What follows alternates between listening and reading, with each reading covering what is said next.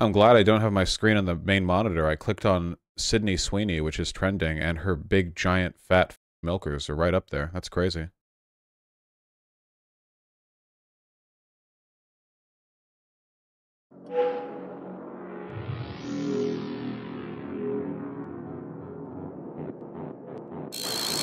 She's so pretty. That is true. She is an attractive woman. Yeah, isn't that like a whole I think I have some tabs here that are related to that. There's literally like a whole culture war meme going on right now where Sydney Sweeney had her tits out like she had visible cleavage during a program. What was she hosting SNL, I'm guessing, from the background here? She ended wokeness. Yeah, wokeness is dead. That's right, because she's got her big naturals out. Um, Personally, you know, they are big and they are natural. Maybe, I don't know. I'm not her doctor. I would have flattered them, I think, with a different dress. I don't like the style of dress. I think it's unflattering. But you know, I'm more of a men's fashion kind of guy. This is actually a thing people are talking about. How does that happen? Wokeness is no match for Sydney Sweeney's undeniable beauty. Do I have to pretend this is like real politics, or can we just say the right wing got horny and because she's a blonde white woman, they're trying to politicize it? You know? It's like, because sometimes it really is that simple. Ah, yes, we're getting into the real politics now. Well, I've said many times before, and I know that some people still interpret it as a joke because it sounds like a joke, but politics are fundamentally like an expression of insecurity and emotional bias, and in a lot of cases, sexual insecurity and sexual bias. A whole bunch of fascism in particular is just feeling like you're entitled as a guy, because fascists tend to be guys, to like a specific kind of attention from women because of a variety of like standards men are raised to. And when you don't have that, you kind of like anxiously seek out things to scapegoat. Like you blame immigrants or black people or wokeness or feminism or whatever else. That's one of the reasons why there's that big trend of right-wingers who will go over to Southeast Asia, known sexpat haven, and say like, ah, well, I like my Japanese girlfriend, you know, once I find one, because she's not been corrupted by wokeness and feminism, not realizing my understanding of that particular issue is that Japanese women are not exactly jumping at the bit to get with mediocre white boys from America who are looking for demure, submissive housewives. Normally, that imbalance is addressed by, you know, the Westerner being a lot wealthier. And in that case, they're essentially just buying a wife, you know? It's pretty grim. Keep your politics out of my porn, were it only possible. What are they even saying here? Are Sydney Sweeney's breasts double D harbingers of the death of woke? Yeah, sure. Okay, yeah, what's the summary here? Exactly how this led to a cultural cataclysm over beauty and wokeness can be summarized as follows. We've spent years being chastised for desiring or admiring beauty. That's true. Thanks to wokeness, you can no longer say a person who looks like this is attractive. That is true, you know. The media, the deep state, they all come down on you if you say this, you know? Because beauty is rare and exclusionary, and to exclude is to hate, or so we've been told, so we've been scolded to accept by today's diversity, equity, and inclusion fanatics. We aren't supposed to admire. Diversity, equity, and inclusion is actually when the deep state forces companies to hire flat-chested brunettes. That's why everything has gone to shit. It used to be, in the meritocracy, people would just hire big, busty, natural blonde women. But now, you know, it's going crazy over there. It's going wild. We aren't supposed to admire Sweeney's beauty. That's so true. That's so true. Sydney Sweeney was actually told to wear this outfit in a show of modesty, you know? That's how sick the woke are, that they see this outfit, you know, and they don't even understand the way it biologically affects a man, because they're that distanced from what humanity is. So they didn't realize this outfit isn't modest.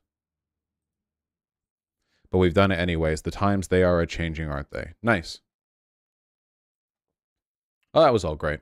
I see people talking about this a lot. I really, whatever tiny shred of dignity I have as a YouTuber, I feel like I'm threatening it further by talking about this at all. It's pretty wild. But it's also weirdly honest, too, you know? Because at the end of the day, isn't most right-wing paranoid rambling really just like, where are my big, busty blondes with heavy naturals? except coded? Is that not like the essence of a lot of what we have to deal with day in, day out? Think of all the conversations that I've had or times I've addressed like white nationalist rhetoric. It always comes back to that. Or all the times online where you see like everything being framed around a trad wife, trad husband discourse, or it always comes back to this, you know? Yeah, I don't know. It's pretty wild. Am I brain f***ed by porn or are her breasts small? Ariral Adam, I've got really bad news for you, but I'm glad you found this out now and not years in the future, okay? You might be brain f***ed by porn. I'm really sorry. I'm happy that I could help you now. So you're saying Freud was right? Well, the basis of Freudian theory is that big naturals are good, which, you know, he's yet to be contested on that theory, I feel. Freud was right about everything. That's true. Everything that he said. Yeah. Complete endorsement. When I was a kid, I thought all breasts were C cups, no matter how big or small. Yeah. So it's a good rounding average to default to. There's tons and tons of women who have bigger breasts than her. They're just not skinny like her. Okay, yeah, that is true. Pardon me. I hope that this doesn't get interpreted as me being like pig-headed or something. But big tits count more when they're on very skinny people. There are fat people who have big tits. That's probably just like ubiquitous fat distribution. And there are also fat people who have enormous tits who would have enormous tits even if they were skinny. So it's not like a perfect one-to-one thing, but like obviously, yeah, that's a fat distribution thing, you know? Count? Yeah, as big naturals. You know, the vaunted and respected big natural category. The medical term. Anyway, everyone's valid. Vaush, if fascism is male sexual insecurity politicized, why are there fascist women? Well, it's not a 100% thing. You know, there are lots of reasons a person could be a fascist, and a lot of people who are fascists don't even know they're fascists or really know much about fascism. You don't have to know what your belief system is called to have that belief system.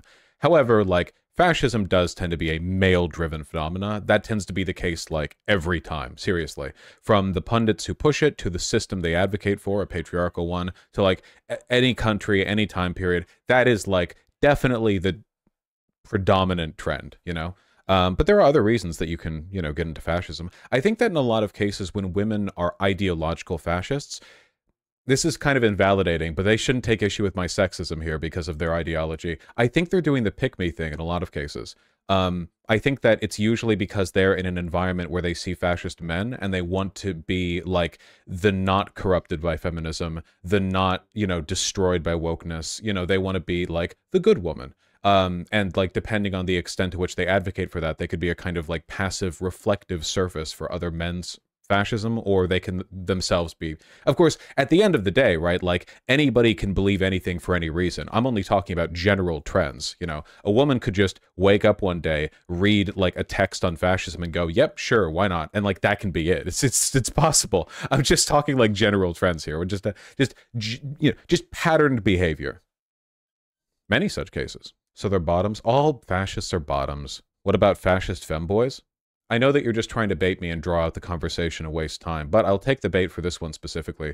There is a weird, like, overlap with the, like, 4chan fascist femboy category, and I think here we're reaching kind of like the pinnacle of the sexual insecurity as fascist politics thing, because in their case, a lot of them are young, socially anxious, nerdy, homosexual or bisexual men who are, some of them are transgender women, or will be, I guess. A lot of them are maybe would be if they didn't disagree politically with the existence of trans people, so they insist on being femboys rather. So you'll have like right-wing men who wish they were born a girl, but don't think that's a thing you can do, so they insist on being femboys, and a lot of their transphobia is just a way of them externalizing that, like, internal grievance.